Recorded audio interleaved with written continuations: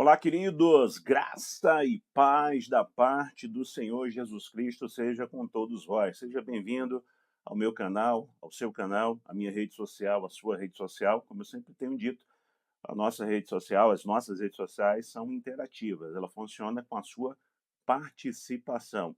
E esse vídeo é prova disso, né? Nós vamos estar hoje respondendo a um dos nossos seguidores com uma pergunta que foi feito, né? Foi feita ali no quadro O Pastor Responde. E desde já eu quero pedir o seu like, né? Quero pedir que você compartilhe. Caso você não seja inscrito no canal, se inscreva e faça seus comentários, suas colocações, suas perguntas, que nós vamos ter o máximo prazer de lhe responder.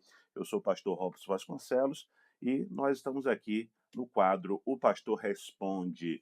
Queridos, a pergunta do nosso seguidor é em relação ao texto de Atos, capítulo 22, versículo 16, que diz assim: E agora, por que te detens? Levanta-te e batiza-te e lava os teus pecados, invocando o nome do Senhor.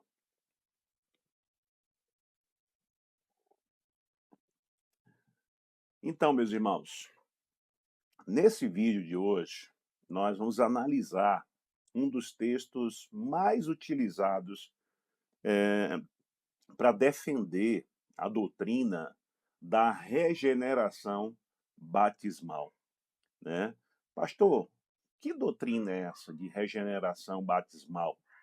É a doutrina, meus irmãos, em que eles ensinam, eles pregam que o batismo é necessário para que alguém seja salvo. O texto é esse que nós acabamos de ler, onde Ananias diz ali a Paulo, né, o apóstolo Paulo recém-convertido, e eu vou repetir aqui o texto, estou lendo aqui na Almeida Corrigida e Fiel, e o texto ele diz exatamente assim, Atos 22, 16, mais uma vez lendo. E agora, por que te detens? Levanta-te e batiza-te e lava os teus pecados, invocando o nome do Senhor.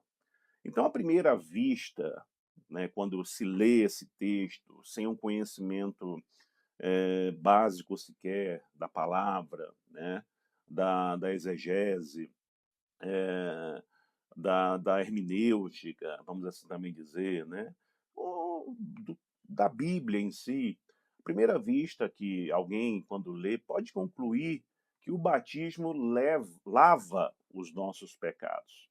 Antigamente, havia algumas denominações que só fazia batismos nas águas correntes, porque havia supostamente essa crença de que a pessoa sendo batizada ali nas águas correntes de um rio, de uma praia, né, os seus pecados estariam sendo levados ali naquela correnteza, né? Depois de muito tempo, depois de algumas dificuldades de igrejas no centro de cidades, de não ter um rio perto, uma praia perto, né? Foram criando, então, os baptistérios, né?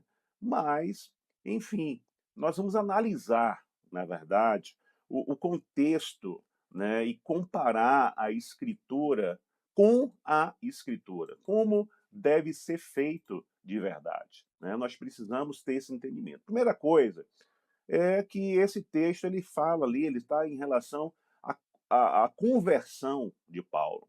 Quando Ananias ele encontra Paulo, que ainda era Saulo, algo muito importante já havia acontecido com Paulo. Quando ele entra ali, né, algo já tinha acontecido. E esse algo acontece ali na estrada de Damasco, no capítulo 9, no capítulo 9 de Atos. Ou seja, Saulo já havia tido um encontro com o Senhor Jesus Cristo. Paulo, né, já havia tido um encontro com Cristo, o ressurreto. Ou seja, ali ele reconheceu Jesus como Senhor de sua vida. Por isso que em Atos 9, versículo 5, ele já diz: quem é, Senhor? né? Quem és tu, Senhor? Logo em seguida, Jesus lhe deu ali instruções para ele entrar em Damasco. Nós vemos em Atos 9, versículos 9 e 11, Paulo ali durante 3 dias, né? Saulo ali durante 3 dias permaneceu cego, jejuando e orando. Observe um detalhe extraordinário. Jesus, ele já havia dito a Ananias, eis que ele está orando. Atos 9 e 11. Ou seja, o Saulo, ele já tinha tido um encontro com o Senhor. Isso demonstra que Saulo já era um homem quebrantado diante de Deus antes mesmo de ser batizado. Um outro ponto que nós precisamos analisar é que a salvação ela acontece antes do batismo. O Novo Testamento, meus irmãos, ele ensina de uma forma repetida que a salvação ela é recebida mediante a fé.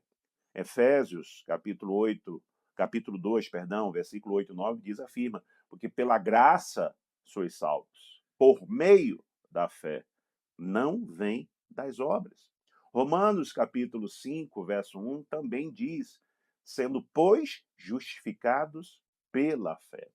Então, se o batismo fosse uma condição para a justificação do ser humano, para a justificação, nesse caso aqui de Paulo, estaria contradizendo tudo o que mais tarde o próprio apóstolo Paulo estaria ensinando em suas 13 epístolas. Um outro ponto, queridos, é o significado real de Atos 22:16.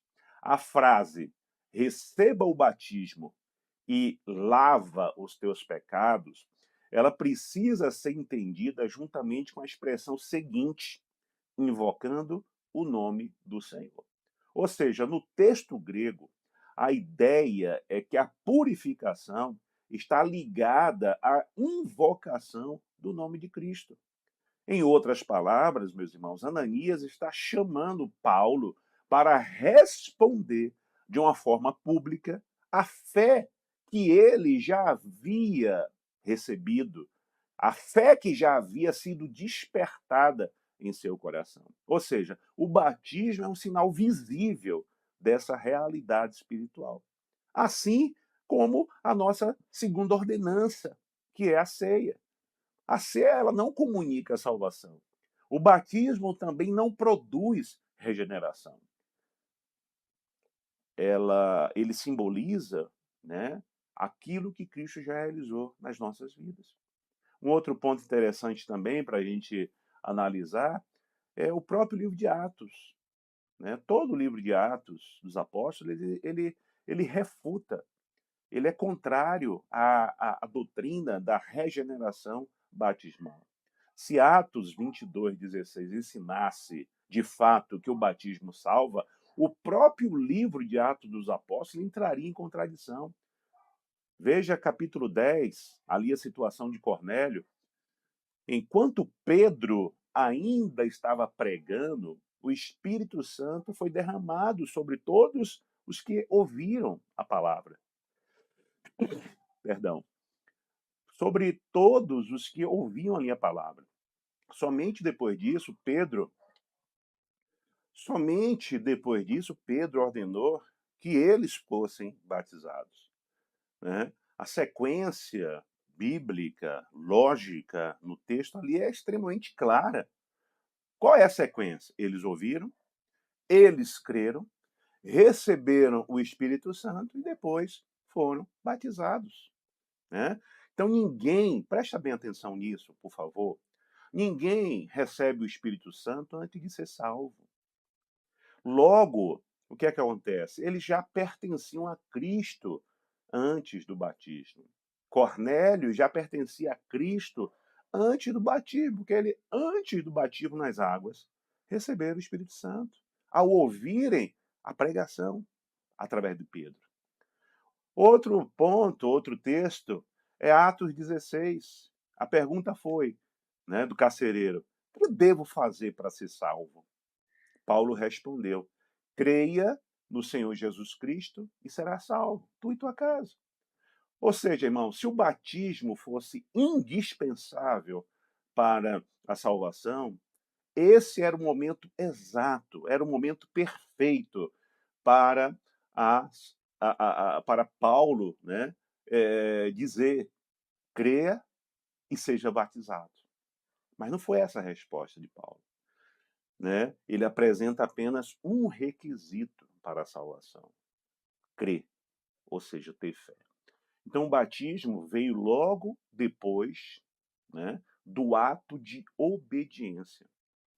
Um outro episódio em Atos está no capítulo 8. A Bíblia diz que eles creram na pregação de Filipe e foram batizados. O texto é claro, ele mostra ali de forma clara que houve uma ordem ali, né, cronológica, vamos assim dizer. Primeiro, eles ouviram e tiveram fé.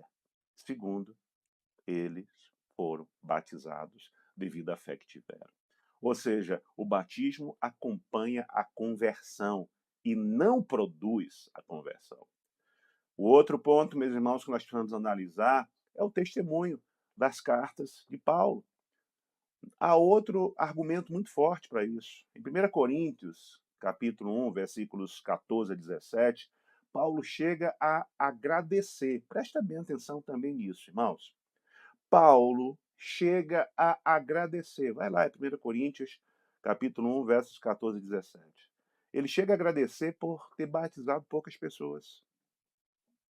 Ele chega a agradecer. Ele afirma assim: olha, Cristo enviou-me não para batizar, mas para evangelizar. Isso é forte.